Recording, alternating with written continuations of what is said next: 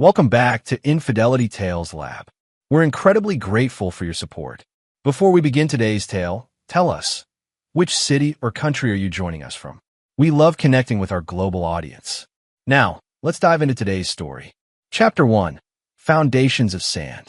Victor Mercer could trace the exact moment his 15-year marriage began to crumble. It wasn't when he discovered the text messages, or when his wife's perfume changed, or even when she started working late every Tuesday and Thursday. No, it was much earlier, perhaps the day Laurel Mercer met Dominic Thorne, the silver-tongued new CEO of Pinnacle Industries. Victor ran his calloused hands through his salt and pepper hair as he adjusted his tie in the mirror. Tonight was their 15th anniversary, and he'd spent months planning the perfect celebration. The banquet hall at the Westlake Country Club gleamed with crystal chandeliers and tables adorned with white lilies, Laurel's favorite. A pianist played softly in the corner, the melody haunting and somehow foreboding. "Are you ready?" Laurel appeared in the doorway, resplendent in a form-fitting burgundy dress that hugged every curve. At 42, she was more beautiful than the day they'd met, her blonde hair cascading over her shoulders, emerald eyes sharp and calculating. "Almost," Victor said, his voice low and measured. "Just nervous about tonight." Laurel's laughter was like wind chimes in a storm. "Why would you be nervous? It's just a party." "Not just any party," Victor reminded her. 15 years deserves something special. Her smile didn't reach her eyes. Of course. Victor had built his construction company from nothing, a single truck and toolbox, to one of the most respected residential developers in the state. He wasn't a fancy man with fancy words, but he provided a good life. Their sprawling suburban home, the private schools for their twins Alexander and Sophia, now in their freshman year of college, the vacations to Europe and the Caribbean, all from his sweat and determination. Yet lately, Victor had felt Laurel's growing disdain. Ever since she'd taken the executive position at Pinnacle Industries 6 months ago, she'd changed. New friends, new clothes, new ambitions. The down-to-earth woman who once helped him review blueprints at the kitchen table now dismissed his work as quaint at dinner parties. The banquet hall filled with guests, longtime friends, business associates, family members including his aging mother who'd flown in from Arizona, and Laurel's coworkers. Victor noticed how Laurel's attention gravitated toward a specific table where Dominic Thorne held court, his perfect teeth flashing as he regaled his audience with what Victor assumed were tales of corporate conquest. At 55, Thorne exuded the confidence of a man who believed the world existed for his pleasure. His designer suit, his manicured nails, his carefully tousled silver hair. Everything about him screamed privilege. Unlike Victor, who'd built everything with his own hands, Thorne had inherited his position from his father, a fact Victor had learned through discreet inquiries. "Victor, there you are." His old friend Bennett clapped him on the shoulder. "Quite the shindig you've put together." "Thanks, Ben." Victor smiled, genuinely pleased to see a friendly face. "How's Diane?" "Fighting with the caterers, as usual." Bennett laughed, gesturing toward his wife, who was indeed having an animated conversation with a harried-looking server. "Listen, I want to talk to you about something." Before Bennett could continue, a microphone squealed. Victor turned to see Laurel standing at the podium he'd arranged for the toast later in the evening. "If I could have everyone's attention," Laurel announced, her voice carrying across the room. "I'd like to invite my boss, Dominic Thorne, to say a few words." Victor frowned. This wasn't part of the program. The speech segment was meant to begin with his own heartfelt tribute to their years together, followed by a video montage he'd secretly compiled of their life journey. Thorne approached the microphone with the swagger of a peacock, nodding appreciatively at the applause Laurel encouraged. "What a lovely gathering," Thorne began, his voice smooth as aged bourbon. "When Laurel invited me, I was touched to be included in such a personal milestone. 15 years is quite an achievement these days." His eyes scanned the room before landing on Victor with something akin to amusement. "Though I must say, knowing Laurel as I do now, I'm surprised she settled for construction." A ripple of uncomfortable laughter moved through the crowd. Victor tensed, his jaw clenching. Thorne continued. "In just 6 months at Pinnacle, Laurel has proven herself to be extraordinary. Executive material through and through. Someone destined for greater things than domestic contentment. Victor felt Bennett's hand on his arm, steadying him as Thorne's thinly veiled insults continued for another excruciating minute. When Thorne finally relinquished the microphone, Laurel was beaming at him with undisguised admiration. The rest of the evening passed in a blur for Victor. He mechanically went through the motions, cutting the anniversary cake, accepting congratulations, smiling for photographs. But inside, something had hardened. He observed Laurel and Thorne throughout the night. The lingering touches, the inside jokes, the way her eyes followed him around the room. At midnight, as the last guest departed, Victor found himself alone in the now empty banquet hall. The video montage he'd created remained unplayed, the heartfelt speech undelivered. The evening that was supposed to celebrate their love had instead exposed its absence. His phone buzzed with a text from Bennett. "Call me tomorrow. There's something you need to know." As Victor drove home in silence, Laurel chattering about how absolutely brilliant Dominic had been, he realized their 15-year foundation had been built on sand, and the tide was coming in. Chapter 2. The Breaking Point. The morning after the anniversary party, Victor retreated to his home office, ostensibly to catch up on work, but primarily to avoid Laurel. The humiliation of Thorne's speech still burned like acid in his stomach. His phone rang. "Bennett. I've been waiting for your call," Victor said, his voice gruff from a sleepless night. "Sorry, man. Got caught up with a client emergency." Bennett paused. "Look, I've been debating whether to tell you this, but after last night, you deserve to know." Victor's grip tightened on the phone. "Just say it. Diane's cousin works in HR at Pinnacle. There's been talk about Laurel and Thorne. Multiple overnight business trips where they booked connecting rooms. Late meetings where no one else was invited. Office rumors about them being spotted at the Meridian Hotel across town." The Meridian, an upscale boutique hotel known for its discretion. "How long?" Victor asked, his voice eerily calm. "At least 3 months, for what Diane's cousin has pieced together." "I'm sorry, Vic. I should have told you sooner." After hanging up, Victor sat motionless, staring at his wedding photo on the desk. The pieces were fitting together now. Laurel's sudden interest in her appearance, the unexplained expenses on their credit card statements, the increasing emotional distance. His computer chimed with an email notification, a reminder to pay their twins' college tuition for the upcoming semester. Alexander and Sophia, both studying at prestigious East Coast universities, were the pride of his life. He'd worked 80-hour weeks to ensure they'd have every opportunity he never had. The door to his office swung open, and Laurel entered without knocking.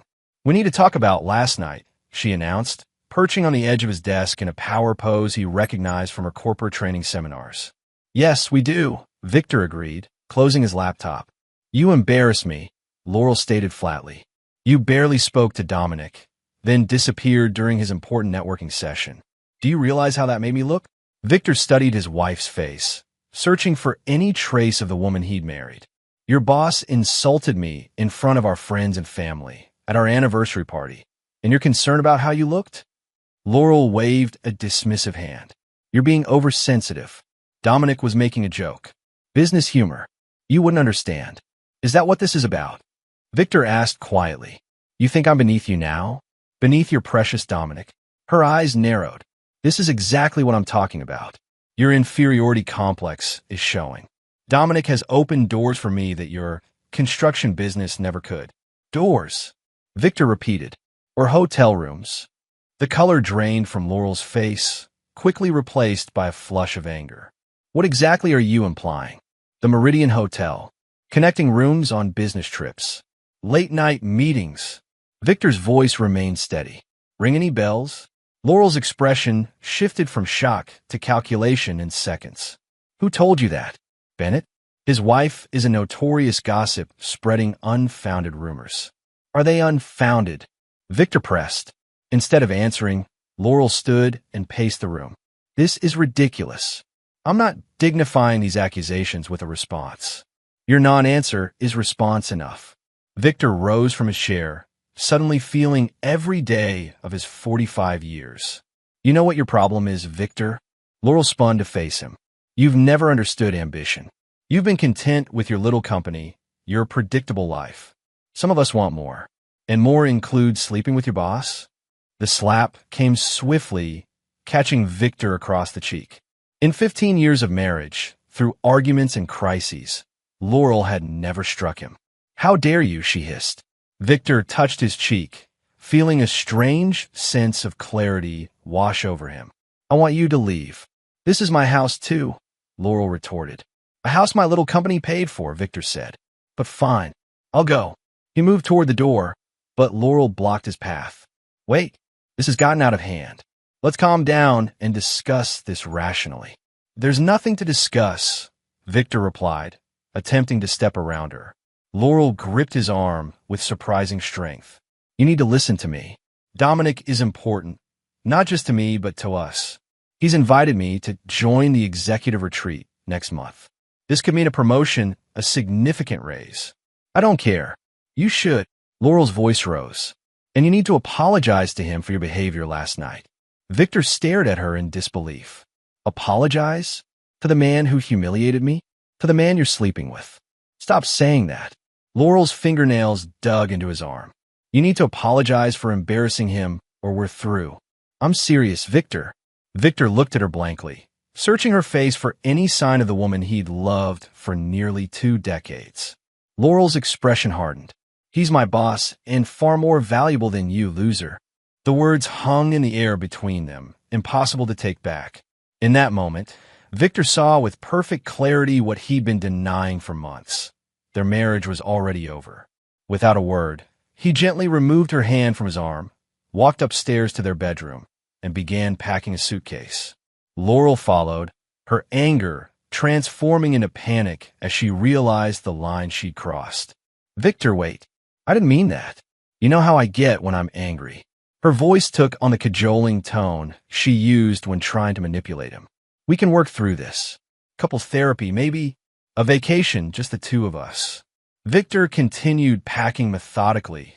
Clothes, toiletries, his grandfather's pocket watch, essential documents from his bedside safe. He worked silently, as if alone in the room. "Are you seriously going to throw away 15 years over one comment?" Laurel demanded, her voice rising. "This is childish, Victor. Running away instead of facing our problems." Still, he remained silent, zipping the suitcase closed. "If you walk out that door, don't expect to come back," she threatened. Victor finally looked at her. "I don't intend to." He carried his suitcase downstairs, grabbed his laptop and car keys, and walked out the front door. Laurel's threats and pleas followed him to his truck, but he didn't look back. As he drove away from the house they'd built together, Victor felt something unexpected, not sadness or rage, but relief. He checked into a hotel across town and spent the night staring at the ceiling, planning his next move. For the first time in years, the future was entirely his to shape. Chapter 3. Aftermath and Revelations. 7 days after walking out, Victor sat in his extended stay hotel room reviewing legal documents. His lawyer, Patricia Walden, had moved with impressive efficiency, filing for divorce on grounds of adultery and drafting preliminary asset division proposals. His phone had been a battlefield of emotions, desperate voicemails from Laurel alternating between tearful pleas and vicious threats, concerned messages from friends who'd heard conflicting stories, and confused texts from their twins who were being fed Laurel's version of events. Victor had responded only to the latter, assuring Alexander and Sophia that while their parents were having problems, his love for them remained steadfast. He promised a full explanation when they returned from college for spring break in 2 weeks. A knock at his door disrupted his concentration. Not expecting visitors, Victor approached cautiously and checked the peephole. Laurel stood in the hallway, makeup streaked by tears, hair disheveled, a carefully constructed image of distress. Victor considered ignoring her, but decided confrontation was inevitable. He opened the door, but blocked the entrance. "What do you want, Laurel?" "Please," she whispered. "Can I come in? Just to talk. We have nothing to discuss that can't go through our lawyers." "Lawyers?" Laurel's eyes widened. "Victor, you can't be serious about divorce. We hit a rough patch. All couples do. Infidelity isn't a rough patch. It's a choice you made. Victor's voice remained steady. Multiple times. It wasn't like that, Laurel insisted. It was a mistake. A moment of weakness that got out of hand. I've ended it. Completely. When? Before or after I left? Laurel hesitated, and Victor nodded, having his answer. Let me in, she pleaded. The neighbors are watching. Against his better judgment, Victor stepped aside, allowing her entry but maintaining distance. Laurel immediately launched into her prepared speech. I know I've hurt you terribly, and I'll spend the rest of my life making it up to you. I've taken a leave of absence from work. I'm looking into therapy. I've realized what's truly important. And what prompted this epiphany? Victor asked, suspicion evident in his tone. Laurel's eyes darted away. I just missed you. Realized what I was throwing away. Try again, Victor said flatly. The truth this time. Laurel sank onto the edge of the bed, her facade crumbling. Dominic, he ended things when you left. Said he didn't sign up for divorce drama. Then he reassigned my projects to his new assistant. Her voice hardened. That 26-year-old bimbo with fake credentials who's suddenly his protege. Victor laughed without humor. So, I'm your backup plan. How flattering. No, it's not like that. This whole thing made me see clearly. I was blinded by ambition, by Dominic's false promises, and by the apartment he was going to set you up in. Victor asked. Laurel's head snapped up. How did you know about that? Victor finished for her. I have my sources. In truth, Bennett's contact at Pinnacle had provided more information than Victor initially shared, including Thorne's pattern of setting up apartments for his special executives before eventually discarding them for newer models.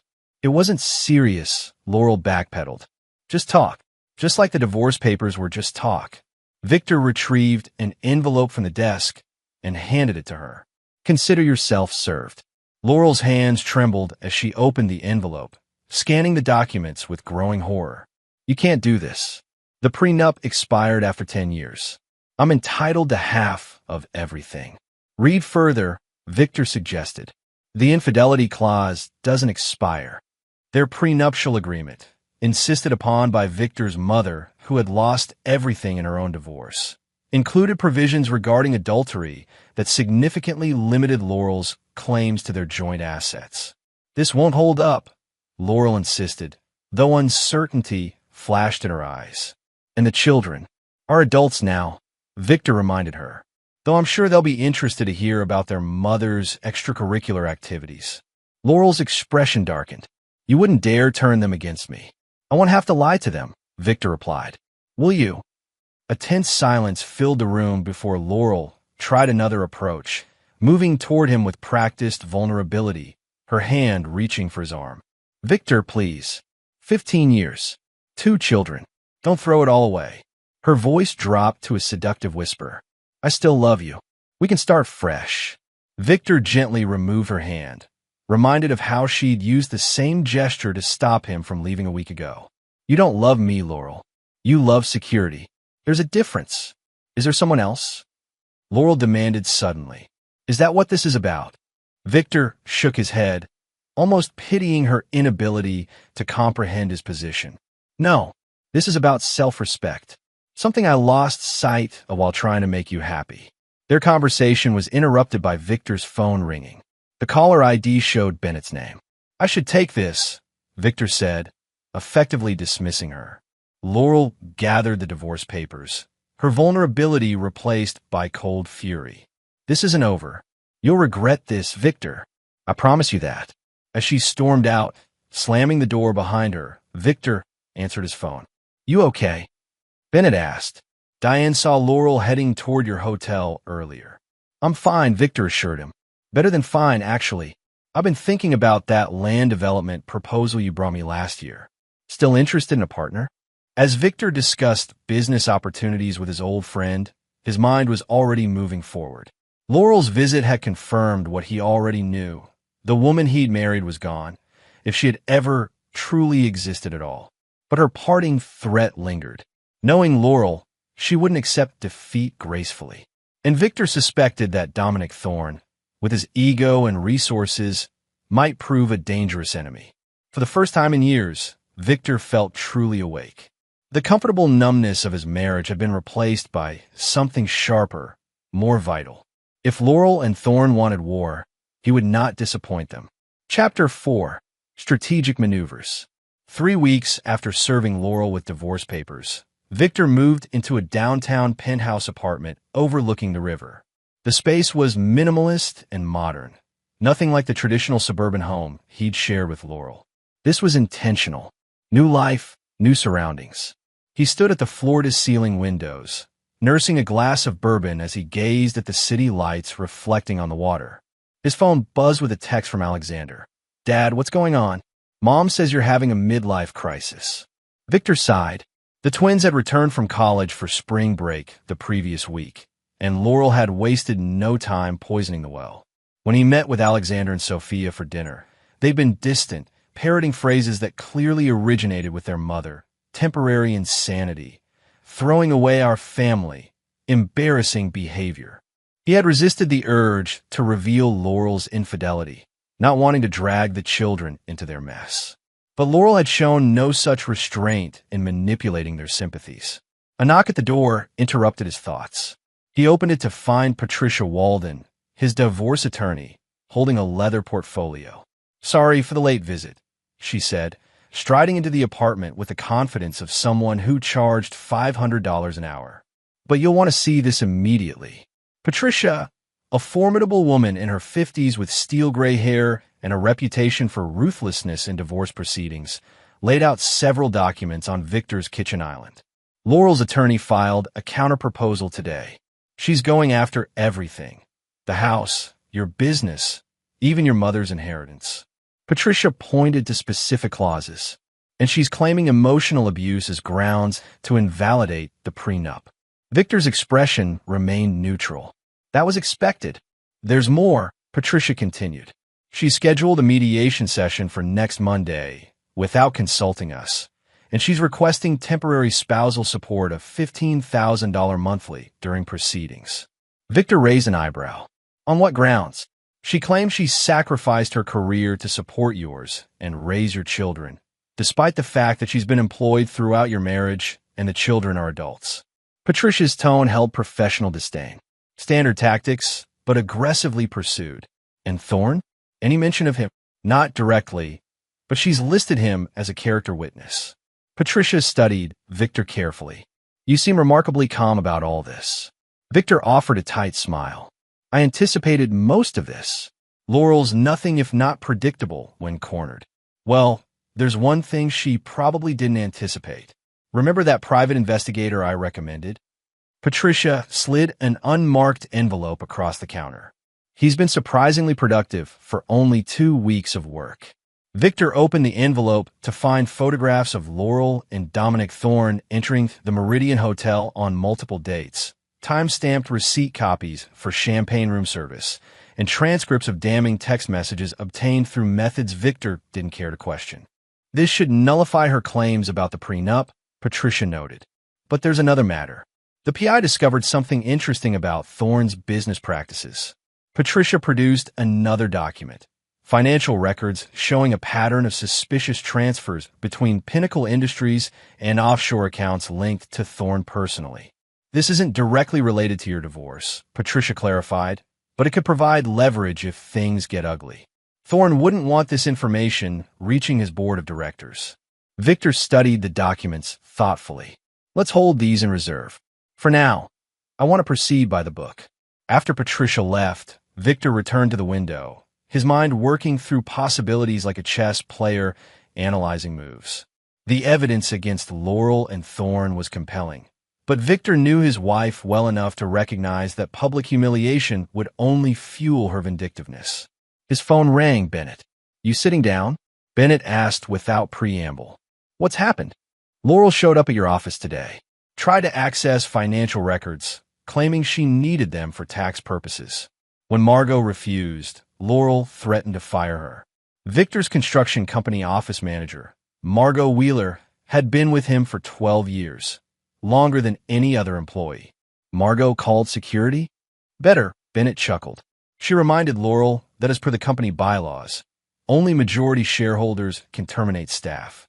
Then she showed her the door, literally walked her out while explaining employment law loud enough for the entire office to hear. Victor allowed himself a small smile.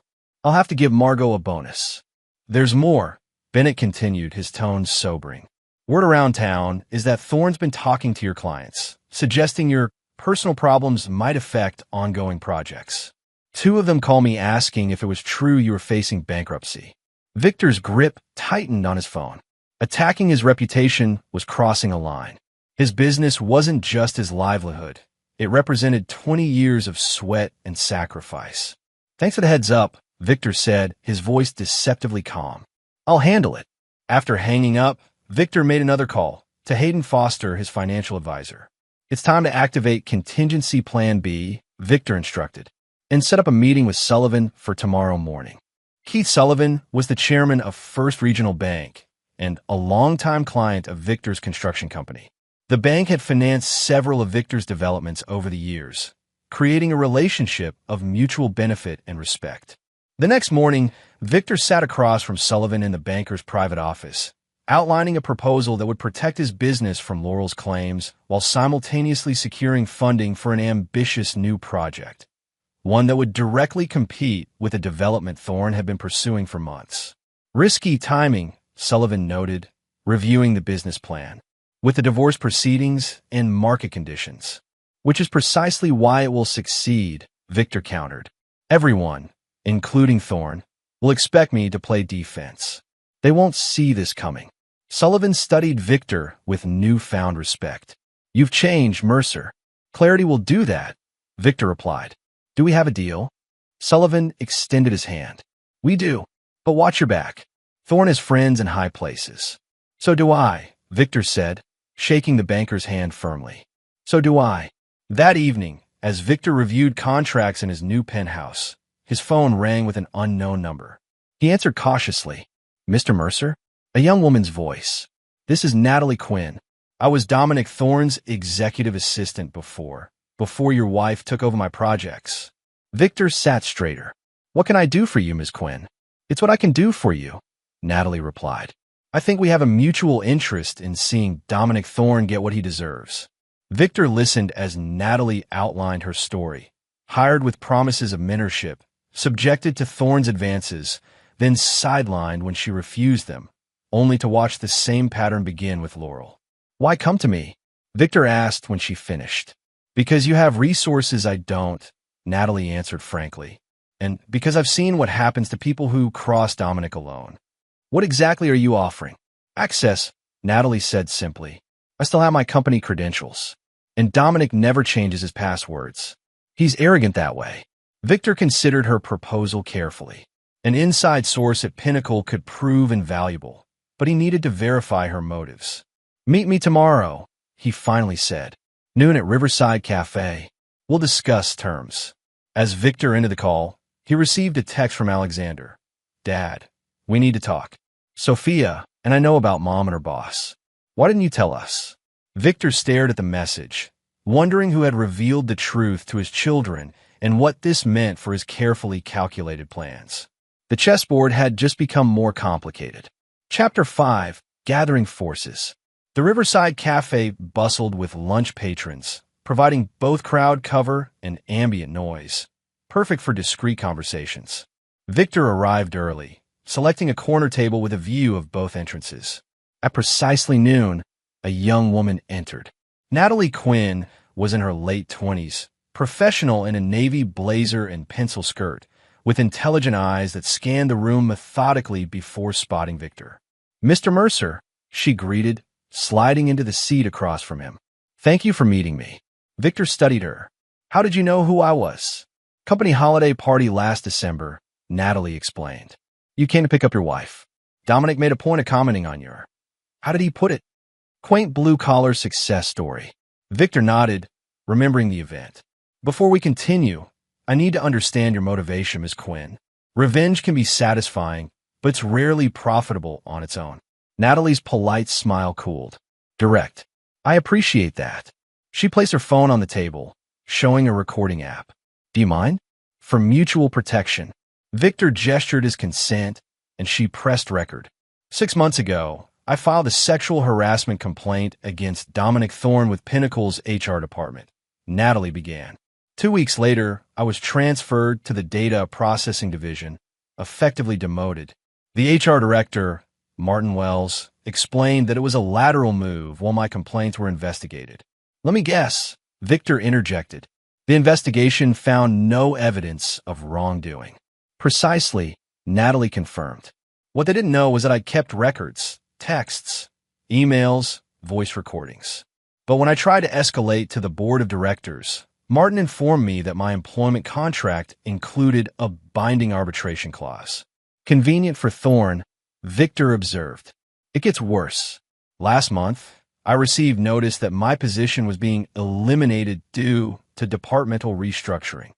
My termination package included a non-disclosure agreement that would prevent me from discussing any aspect of my employment or termination, which you didn't sign. I requested time to review it with my attorney, Natalie clarified. That window closes next week. Once I sign, I'm legally silenced. If I don't sign, I'll lose my severance and health insurance. Victor leaned back, processing this information. So you're not just seeking revenge. You want justice and compensation. Is that so unreasonable? Natalie challenged.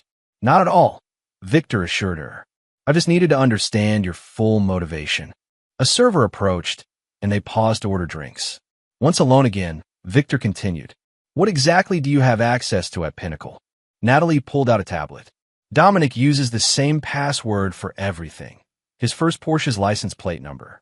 I still have remote access to his calendar, emails, and the executive project management system. I can also access the secure document server where board presentations are stored. She navigated through several screens, showing Victor examples of the information she could retrieve. Impressive, Victor acknowledged, but also illegal if discovered. Hence this meeting, Natalie replied coolly. I'm offering information that could help your situation. In return, I want a legal team to represent me in negotiating a proper settlement from Pinnacle. That seems reasonable, Victor agreed. But I'll need proof of your claims against Thorne to justify my involvement. Natalie hesitated before retrieving a USB drive from her purse. This contains everything. The original harassment documentation, recordings, emails, and HR correspondence. I've kept it separate from any company devices. Victor accepted the drive. I'll have my legal team review this. If they confirm its validity, we have a deal. There's one more thing, Natalie added. Your wife wasn't Thorne's first married conquest at Pinnacle. There were at least 3 others I know of during my time there, and they all followed the same pattern. Almost exactly. Flattery, professional advancement, an affair, promises of a future together, then abandonment when he grew bored. Natalie's expression hardened. The difference is, your wife seems to have abandoned you before Thorne could abandon her. Victor's jaw tightened. That's between Laurel and me. Of course, Natalie acknowledged. I simply thought you should know the full context. Their conversation was interrupted by Victor's phone vibrating with a text from Sophia. Meeting you at your office at 3. Alex coming too. Need to talk face to face.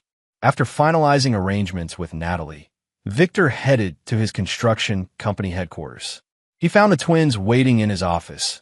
Alexander, tall and serious like his father, and Sophia, sharp-eyed and analytical. Dad, Sophia began without preamble. Why didn't you tell us about Mom's affair? Victor closed the office door. I didn't want to put you in the middle of our problems. But Mom had no problem doing exactly that, Alexander pointed out bitterly. She's been telling us you had some kind of breakdown, that you abandoned her without explanation. How did you discover the truth? Victor asked. The twins exchanged glances before Sophia answered. Aunt Diane. She couldn't stand watching Mom lie to us anymore. Bennett's wife had always been fond of the twins, treating them like the children she and Bennett couldn't have. We confronted Mom, Alexander continued. She denied it at first, then tried to justify it, saying you had been emotionally distant for years. Then we found the texts, Sophia added, her expression grim. She left her phone unlocked during her shower. The messages from Thorne were explicit. Victor sighed heavily. I'm sorry you had to learn about it that way. Why are you apologizing? Alexander demanded.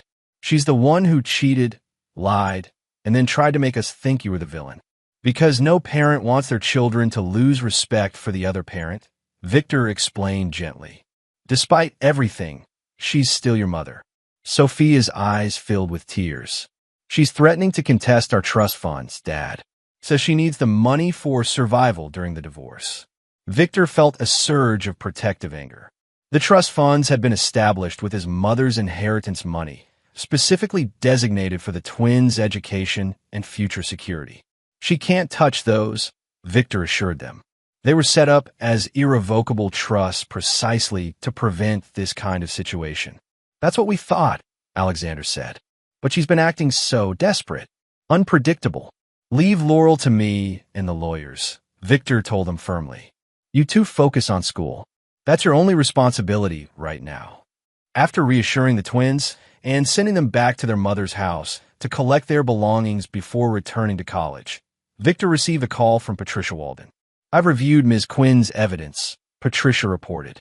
It's substantial and credible. Multiple documented instances of harassment, clear retaliation patterns. The recordings alone would give Pinnacle's legal team nightmares. And Laurel? Is she mentioned? Not directly in the harassment materials, Patricia answered. But there are calendar entries showing regular private meetings with your wife, often scheduled at the Meridian. Corroborates our existing evidence. Victor made his decision. Bring Ms. Quinn onto the legal team as a consultant. Standard confidentiality agreements, generous compensation. And Patricia? Move up our timeline. I want to present our full divorce proposal at Monday's mediation. That's aggressive, Patricia noted. Laurel's team will be unprepared. Exactly, Victor confirmed. It's time to change the game. That evening, Victor met with Bennett at his penthouse to discuss the next phase of their business partnership, the strategic land acquisition that would position them to compete directly with Thorne's planned development. The parcels outlined in red are already secured, Bennett explained, indicating areas on a large map spread across Victor's dining table. The yellow section is the critical connection. Without it, the project loses viability. Who owns the yellow parcel? Victor asked. That's the interesting part, Bennett grinned. Officially, a holding company called Westside Ventures. But dig deeper, and it's controlled by none other than Martin Wells. Thorne's HR director? Victor raised an eyebrow. The one who buried Natalie Quinn's harassment claims? Bennett nodded. Appears our friend Thorne rewarded Wells with a silent partnership in this side venture. They purchased the land 5 years ago for pennies on the dollar when the original developer went bankrupt. Victor studied the map thoughtfully. What's Wells' asking price? He doesn't know we're interested yet, Bennett explained. But preliminary inquiries through intermediaries suggest they value it at around $5 million. Offer $7 million, Victor instructed. Cash, quick closing, no contingencies. But through shell companies. Wells can't know we're the buyers until after closing. Bennett whistled low. That's $2 million over asking. You sure about this? It's not just about the land, Victor explained. It's about timing and positioning. Once we control that parcel, Thorne's development becomes unfeasible without our cooperation. As Bennett departed with their new strategy in motion, Victor received a text from an unknown number. Thorne canceled all meetings tomorrow. Taking your wife to his lake house for the weekend. Thought you should know. NQ. Victor smiled grimly. Perfect timing. With Laurel and Thorne away, certain other pieces could be moved into position undisturbed. He made one final call for the evening, to Keith Sullivan at First Regional Bank. Sullivan, the banker, answered gruffly. It's Victor. I need to accelerate the financing on our discussed project, and I need it done quietly. How quietly? No electronic documentation until Monday, Victor specified. Paper only, in-person signatures. Sullivan's interest was clearly piqued. That's unusual, even for you, Mercer. There's a significant opportunity emerging, Victor explained vaguely. Time sensitive. My office, 7 a.m. tomorrow, Sullivan agreed. Bring coffee. As Victor ended the call, he gazed out at the city lights, feeling the pieces of his strategy aligning. Laurel and Thorne believed they held the advantage, that Victor was merely reacting to their moves, playing defense while they controlled the game. They would learn otherwise. Very soon. Chapter 6. The board is set.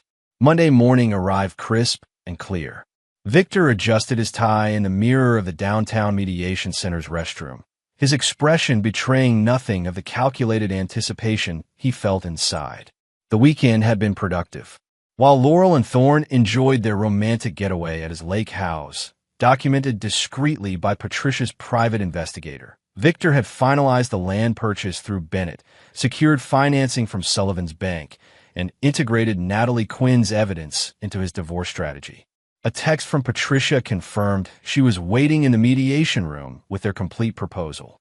Laurel and her attorney, Gerald Hoffman, a divorce lawyer known for aggressive tactics and media manipulation, had arrived minutes earlier. Victor entered the mediation room to find Laurel dressed in conservative navy blue, her expression a careful mask of wounded dignity. Hoffman, a sharp-featured man in an expensive suit, was arranging documents with theatrical precision. Victor, Laurel acknowledged, her voice soft and vulnerable, a stark contrast to her vicious words the day he'd left. "You're looking well."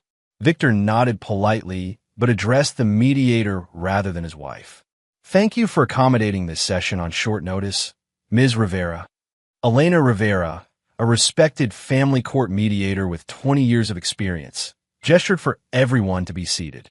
"Before we begin, I want to clarify that my role is to facilitate communication and help identify possible solutions, not to impose decisions. Are we all clear on that?"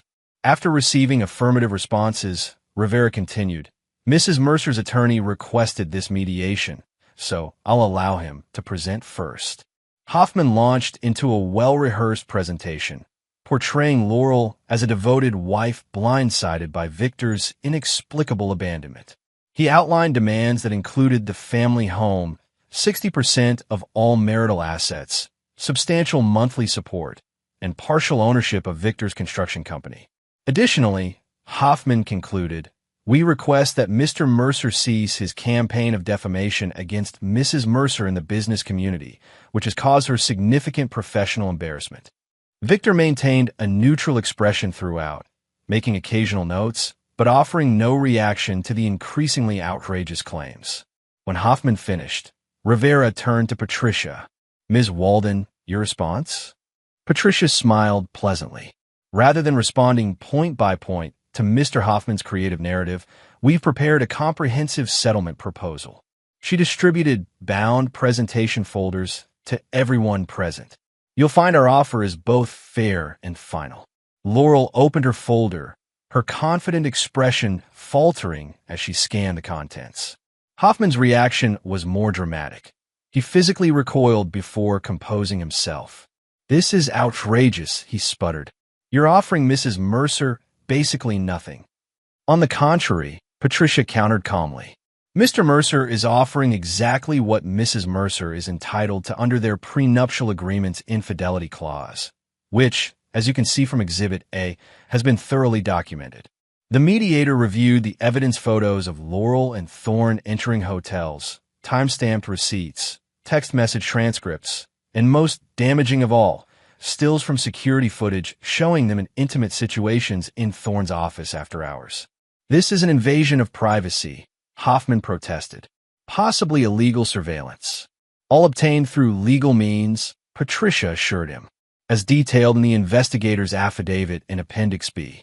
Laurel had gone pale, her eyes fixed on a particular photo showing her and Thorne in a compromising position in his car outside her office building.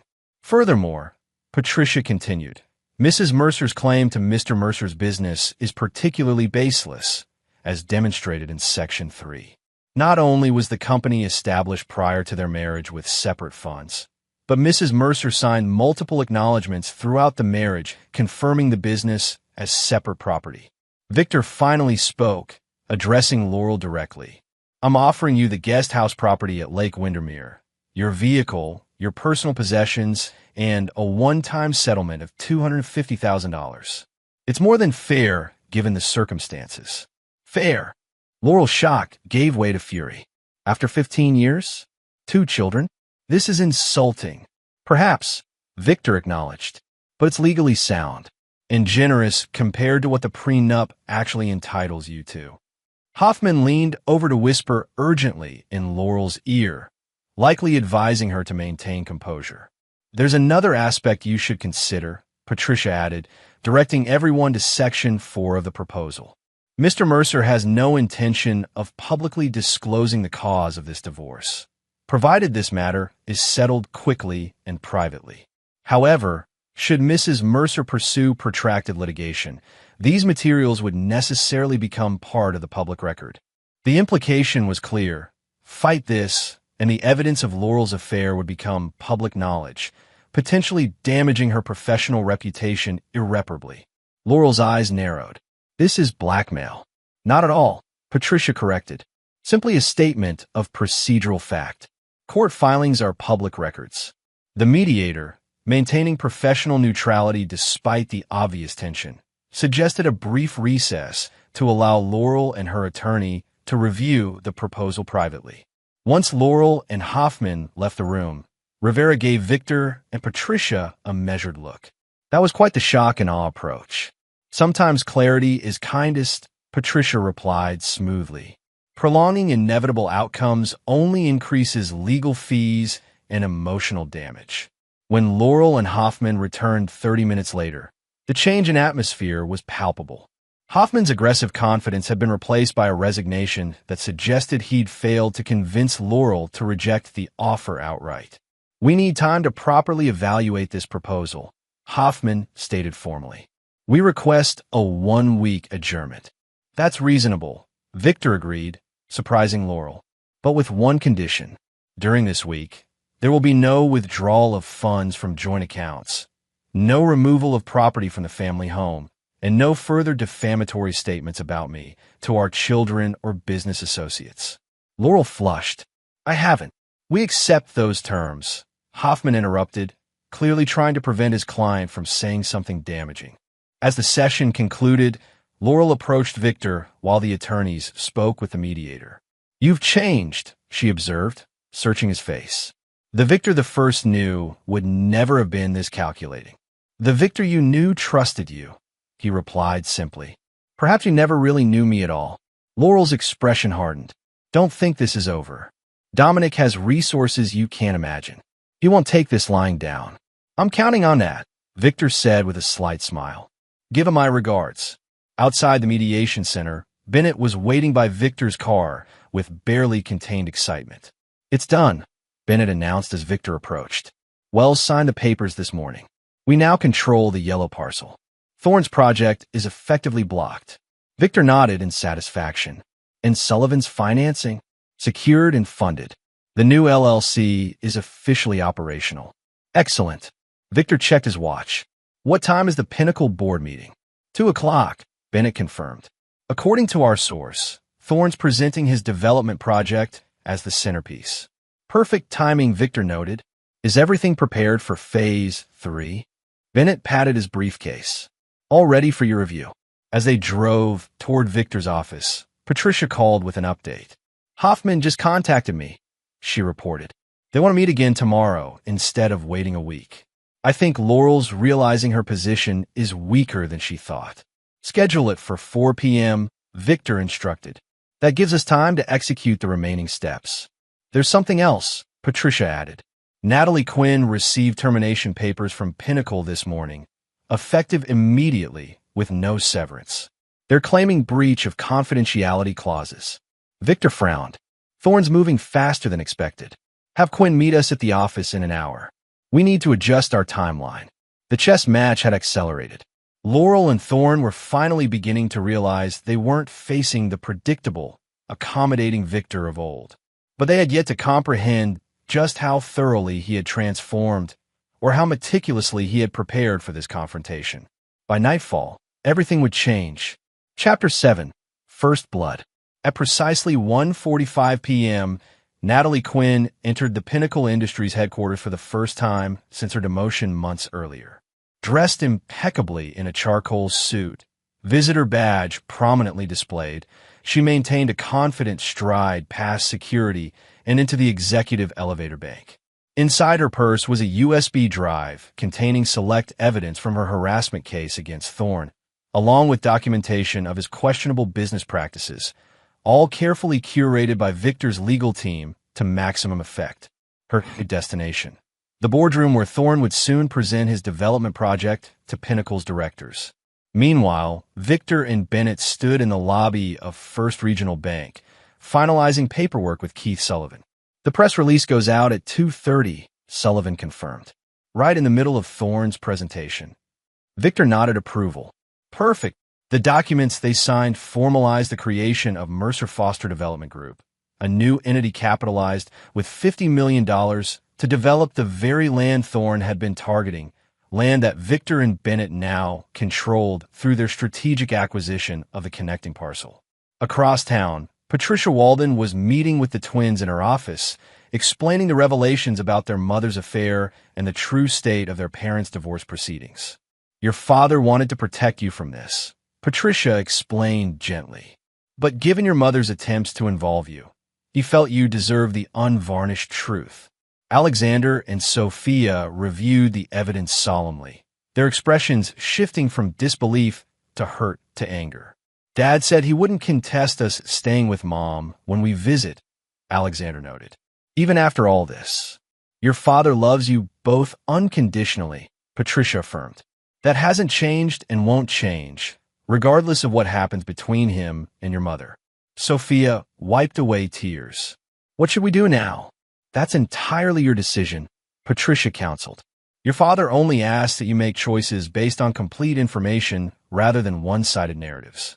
Back at Pinnacle Industries, the board meeting commenced with Dominic Thorne at the head of the table, exuding his characteristic confidence as he outlined his vision for Pinnacle Plaza, a mixed-use development project he claimed would transform the city's western corridor. The beauty of this opportunity, Thorne explained, gesturing at architectural renderings, is our early acquisition of the key properties. While competitors were focusing elsewhere, we quietly secured the essential parcels through strategic partnerships. Board members nodded appreciatively until the boardroom door opened and Martin Wells, the HR director, entered ashen-faced, clutching his phone. "Excuse me, Mr. Thorne," Wells interrupted urgently. "There's an emergency situation requiring immediate attention." Thorne's irritation at the interruption was evident. "Can it wait? I'm in the middle of a presentation." "It's regarding the West Side project," Wells insisted. "There's been a development." Thorne stepped away from the table, huddling with Wells in the corner as the board chairman, Harold Vance, checked his buzzing phone. "Dominic," Vance called out, frowning at his screen. "Why am I receiving press notifications about a new development project on our targeted land? Something called Mercer Foster Development Group." Thorne snatched the phone, his face darkening as he read the announcement detailing how Victor Mercer and Bennett Foster had secured the crucial connecting property and obtained $50 million in financing to develop a competing project, effectively rendering Pinnacle's plans worthless without their cooperation. "This is impossible," Thorne muttered. Wells assured me he controlled that parcel. All eyes turned to Wells, who seemed to shrink under the collective scrutiny. "I did," Wells stammered, "through West Side Ventures. But apparently it was sold Friday. Without my knowledge." "Without your knowledge?" Thorne repeated incredulously. "You're the primary owner." "I'm a minority partner," Wells corrected, avoiding eye contact. "The majority stakeholder made the decision." "And who might that be?" Vance demanded. Before Wells could answer, another interruption occurred. Natalie Quinn entered the boardroom, followed by Pinnacle's corporate counsel, Susan Chun. "Mr. Vance," Chun addressed the chairman directly, ignoring Thorne. "Ms. Quinn has brought certain materials to my attention that the board needs to review immediately." "This is outrageous," Thorne protested. "Quinn was terminated for cause this morning. She has no business being here." "Actually," Chun contradicted, "the termination appears procedurally questionable, especially given the timing relative to her protected disclosure." "Protected disclosure?" Vance echoed, confusion evident. Chun distributed tablets to each board member. "Ms. Quinn filed a formal sexual harassment complaint against Mr. Thorne 6 months ago. It was mishandled by HR. She's now provided comprehensive documentation, including recorded interactions. The boardroom erupted in murmurs as directors began reviewing the material. This is a coordinated attack, Thorne insisted desperately. Quinn is working with Victor Mercer, the husband of an employee I mentored. He's bitter about his failing marriage and trying to sabotage me professionally. Vance's expression hardened as he continued scrolling through the evidence. Mentored? These text messages suggest something quite different, Dominic. While chaos unfolded at Pinnacle, Victor received confirmation that the press release had gone live. He then made a personal call to Laurel. Victor, she answered cautiously. I thought we were meeting tomorrow with the lawyers. We are, Victor confirmed. But I thought you might want advance notice of some business developments that could affect your situation. Laurel's voice sharpened. What are you talking about? Check your news alerts, Victor suggested mildly. Particularly regarding Pinnacle Industries and a development project Thorne might have mentioned to you. There was a pause, followed by the sound of rapid typing. Then a sharp intake of breath. You did this deliberately, Laurel accused. To undermine Dominic. Business is business, Victor replied. Though you might want to check on your boyfriend. I hear he's having quite an interesting board meeting right now. What did you do? Laurel demanded, panic edging into her voice. Nothing illegal, I assure you, Victor said. Simply ensure that certain truths came to light. The truth about his business practices, his treatment of female employees, the truth about your relationship. A string of profanities flowed from Laurel before she regained composure. You've made a powerful enemy today. No, Victor corrected. I've neutralized one. There's a difference. By evening, the fallout was spreading rapidly. Financial news outlets reported that Pinnacle's board had called an emergency closed-door session. Dominic Thorne's executive assistant confirmed he had left the building visibly agitated. Martin Wells had been seen exiting with security escorts. Victor received updates from multiple sources, including Natalie Quinn, who called from a company SUV provided by Patricia Walden. The board was stunned, Natalie reported, especially by the recordings where Thorne explicitly offered promotions in exchange for personal attention. And the land deal? Victor inquired. The cherry on top, Natalie confirmed. Wells finally admitted that the majority owner of the crucial parcel was actually Thorne himself, using Wells as a front to avoid conflict of interest questions. When they realized Thorne had been developing a project that would personally enrich him without full disclosure to the board, they recognized the pattern. Victor finished for her. Exactly. Vance called for a vote of confidence right there. It didn't go Thorne's way. Victor smiled slightly. In your situation, Chun, the corporate counsel, practically begged me not to file external complaints. They're offering a settlement package that would make your eyes water. You've earned it, Victor assured her. Don't accept their first offer. After ending the call, Victor waited for the inevitable. It came 30 minutes later, a call from Dominic Thorne himself. Mercer, Thorne growled without preamble. You think you're clever, don't you? Hello, Dominic, Victor replied calmly. Rough day. You've made a catastrophic mistake, Thorne threatened. I built Pinnacle from nothing. The board needs me. This little coup attempt will backfire spectacularly. From nothing, Victor echoed. Interesting revision of history, considering your father founded the company and handed you control. But then, reinventing reality seems to be a specialty of yours. Thorne's breathing became ragged with fury. This isn't over. Not by a long shot. Actually, Victor countered, it is. The board has seen the evidence, not just of your harassment patterns, but of your self-dealing, your misuse of company resources, your systematic exploitation of female employees. The facade has cracked, Dominic. And once trust is broken at that level, it's irreparable. You know nothing about business at my level, Thorne sneered. I have friends, allies, resources. Had Victor corrected. Past tense. Check your email. The press release announcing your resignation to pursue other opportunities goes out tomorrow morning. Drafted by Pinnacle's crisis management team an hour ago. A moment of stunned silence followed before Thorne found his voice again. This is Laurel's fault. If she hadn't been so sloppy, so desperate. Don't blame Laurel for your downfall, Victor interrupted. You engineered this yourself. one selfish decision at a time. She was just the final link in a long chain of poor choices. "You'll regret this," Thorne promised, his voice dropping to a menacing whisper. "Both of you." Victor remained unfazed. "Good night, Dominic. I believe your severance agreement includes professional counseling. I recommend taking advantage of it." After ending the call, Victor gazed out at the city lights from his penthouse window. Phase 1 of his plan had concluded more successfully than anticipated. Thorne had been neutralized professionally, his reputation critically damaged. The land acquisition had secured Victor and Bennett's position in the market, while simultaneously undermining Pinnacle's expansion plans.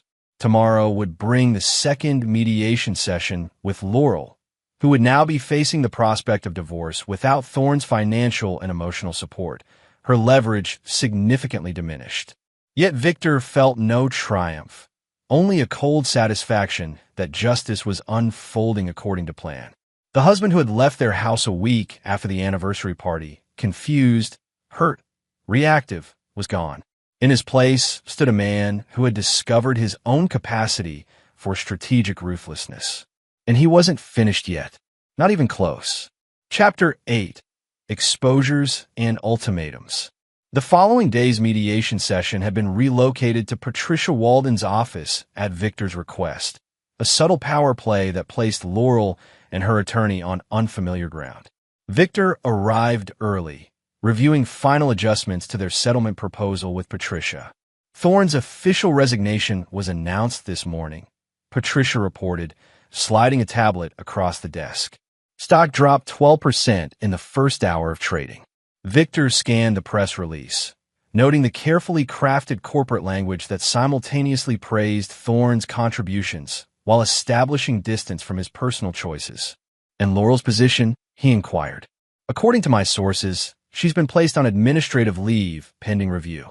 Apparently, the board is concerned about potential conflicts of interest and inappropriate relationships with senior management." Victor nodded thoughtfully. Laurel's professional situation was unraveling precisely as he'd anticipated. With her high-powered position at Pinnacle compromised and Thorne neutralized, she'd lost her two primary advantages. At precisely 4 p.m., Laurel arrived with Gerald Hoffman. The change in her demeanor was striking. Gone was the confident executive in designer attire, replaced by a woman in simple business casual clothing, dark circles visible beneath her makeup. "Thank you for accommodating our request to move up the meeting," Hoffman began, his earlier aggression notably tempered. "Mrs. Mercer has reviewed your proposal and has some thoughts." Before we address that, Patricia interjected smoothly. "There have been developments requiring modifications to our offer." She distributed updated settlement documents. Laurel paled as she scanned the revisions. "This is absurd," she protested. "You've reduced the cash settlement from $250,000 to $100,000 and removed the Lake Windermere property entirely." Victor leaned forward. "Consider it an adjustment reflecting your changed circumstances. Without Thorne's backing, your negotiating position has significantly weakened." "You're punishing me because Dominic resigned?" Laurel's voice rose incredulously. "I'm acknowledging reality," Victor corrected. "The original offer assumed ongoing employment at your current salary, certain relationship expectations, and different public circumstances, all of which have changed." Hoffman whispered urgently to Laurel, who shook him off impatiently. "I reject this revised offer categorically," Laurel declared. "I'll take my chances in court." Victor exchanged a glance with Patricia, who nodded almost imperceptibly. "That would be unwise," Victor advised calmly, "particularly given what else we've discovered." Patricia produced another folder, this one unmarked. "Mrs. Mercer, are you familiar with the investment account at Somerset Partners?"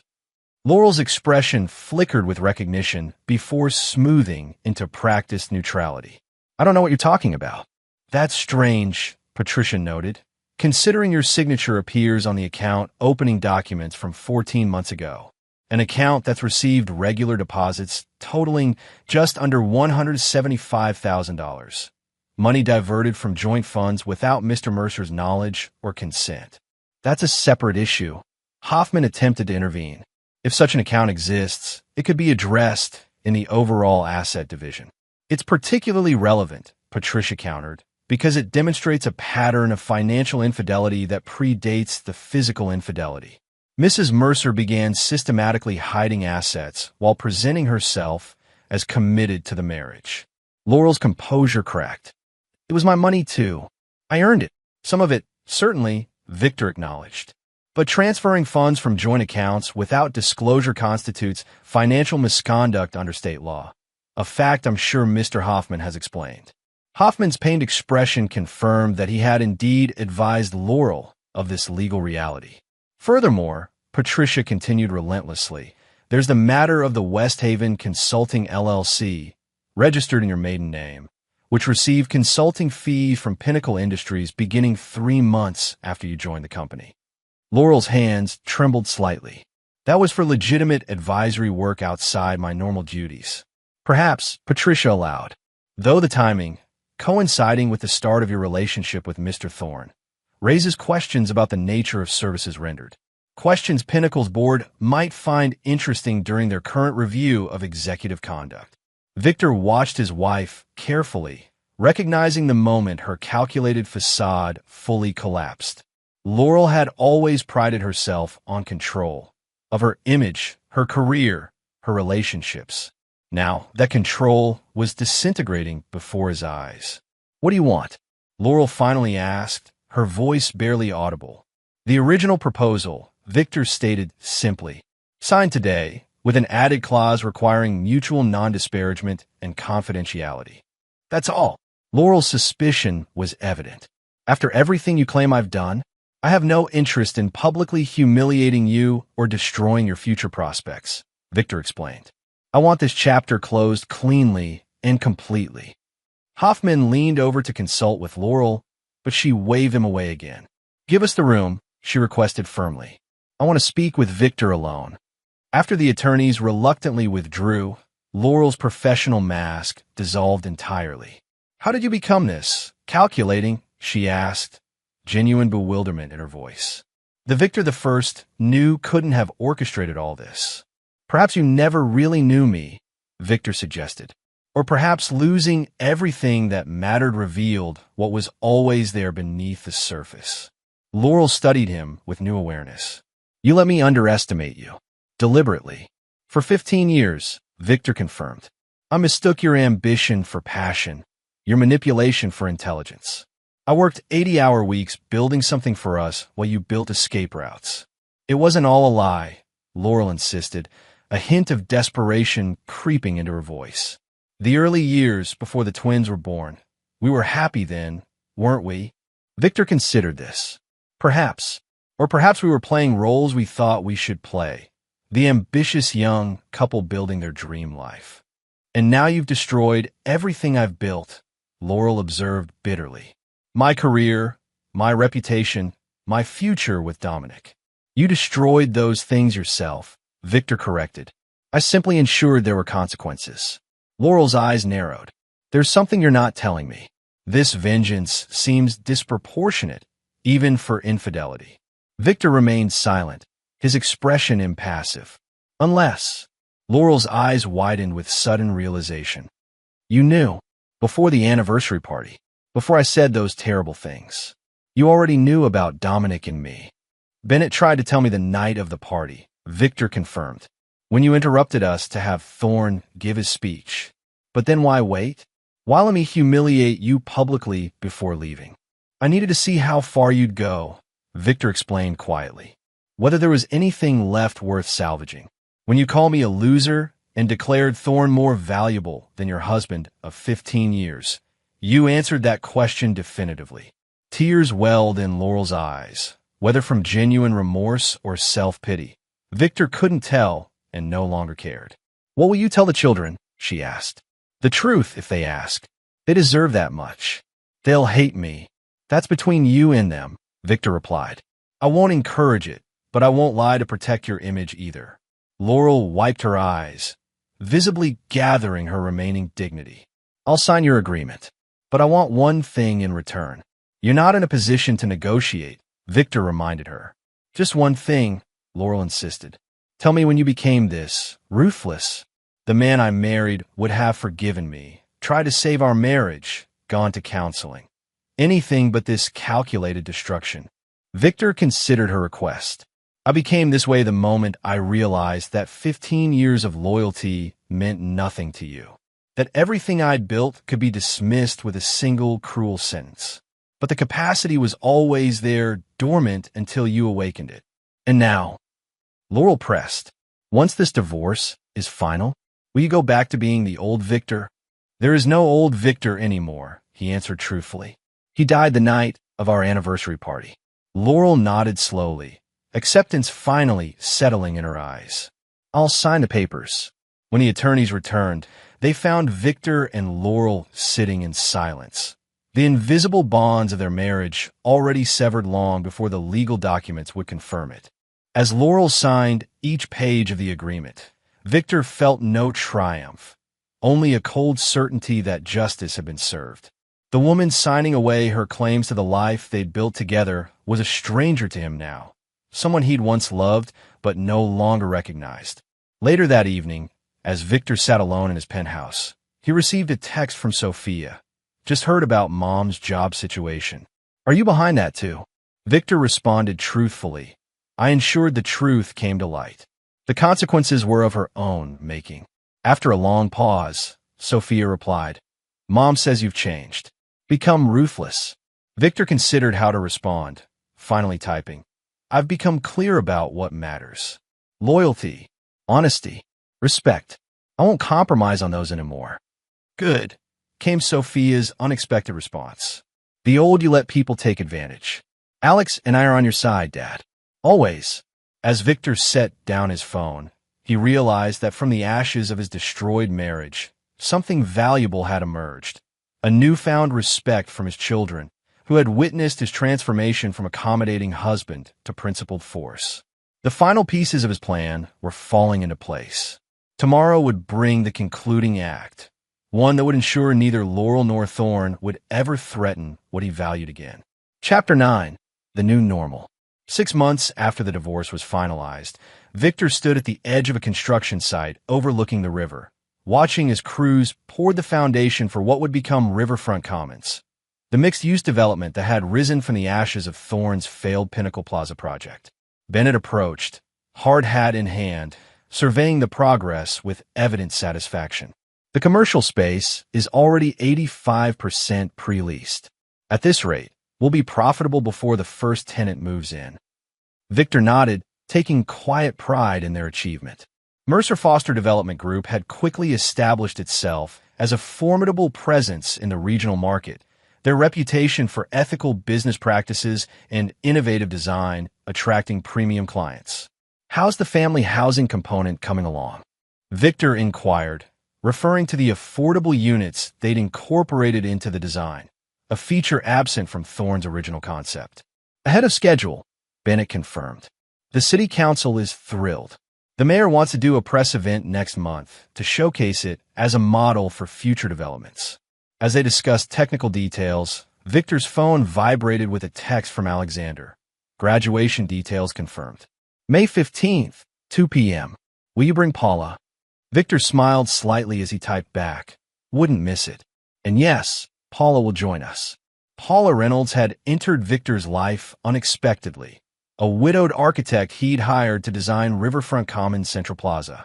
Their professional relationship had gradually evolved into friendship and, recently, something more. Unlike his relationship with Laurel, built on youthful idealism and shared ambition, what he shared with Paula was founded on mutual respect, shared values, and clear-eyed understanding of who they were as individuals. How's Paula's plaza design coming along? Bennett inquired, noticing Victor's expression. Brilliant as usual, Victor replied. She's incorporated sustainable elements that will reduce operating costs by nearly 30% compared to traditional designs. Their conversation was interrupted by Patricia Walden's arrival. The attorney joined them at the site's edge, her expression unreadable. I thought you'd want to hear this in person, she began without preamble. Dominic Thorne is leaving the country. Accepted a position with a development firm in Dubai. Victor absorbed this information thoughtfully, Running away? More like slinking away, Patricia clarified. After the sexual harassment settlements and the board's public distancing, his options here became severely limited. His reputation in the industry is essentially radioactive.